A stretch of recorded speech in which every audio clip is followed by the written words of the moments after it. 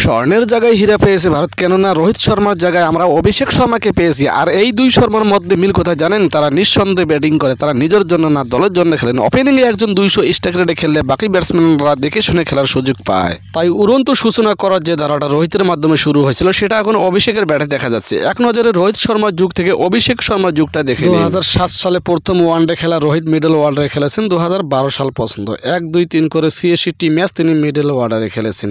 2013 সালে ভারতের অধিনায়ক হন ধোনি, কপাল খুলে যায় রোহিতের, প্রমোশন পেয়ে হয়ে যায় ওপেনার। 2014 সালে শ্রীলঙ্কার বিপক্ষে তিনি যখন 266 রানে ইনিংস খেলে বেরিয়ে আসেন, অনেকেই তখনও বিশ্বাস করতে পারছিল না একটা রোহিতের একা রান নাকি ভারতের মোট রান। ওই সময়টা রোহিতের তুলনামূলক হালকা শরীর ছিল, 25 থেকে 30 ওভার খেলার পরিকল্পনা নিয়ে ক্রিজে থাকতেন। এইভাবে 4-5 বছর চালিয়ে গেছে। পরে বুঝতে পেরেছে অপচয় পরিবর্তন আনতে হবে, কেননা সময়ের সঙ্গে সঙ্গে তার হিটিং অ্যাবিলিটি বেড়ে গেছে, স্টামিনা কিছুটা কমেছে। তাই রোহিতের টার্গেট হয়ে যায় পাওয়ার প্লে প্রথম 10 ওভার। আর এই 10 ওভারে রোহিত ভারতকে নিরাপদ জায়গায় রেখে যায়। একই ঘটনা অভিষেক শর্মার ক্ষেত্রেও ঘটছে, যদিও অভিষেক এখন ওয়ানডে ক্রিকেটেতে পা রাখেন নাই। কিছু ভারতীয় ক্রিকেট বিশ্লেষকদের মতে অভিষেককে নাকি বলে দেওয়া হয়েছে টি-20তে নাকি 200 স্ট্রাইক রেটে অভিষেক সেটাই করছেন। তার কাছে প্রত্যেকটা বল যেন ফ্রি হিট। ইনিংসের প্রথম বলে তিনি ছক্কা হাঁকাচ্ছেন, বলাকে টার্গেট কত পিস কমন অভিষেক কিছুই তোয়াক্কা করেন না। তার রান চাই, আরও ভালো করে বলে তার ঝড়ের গতিতে রান চাই।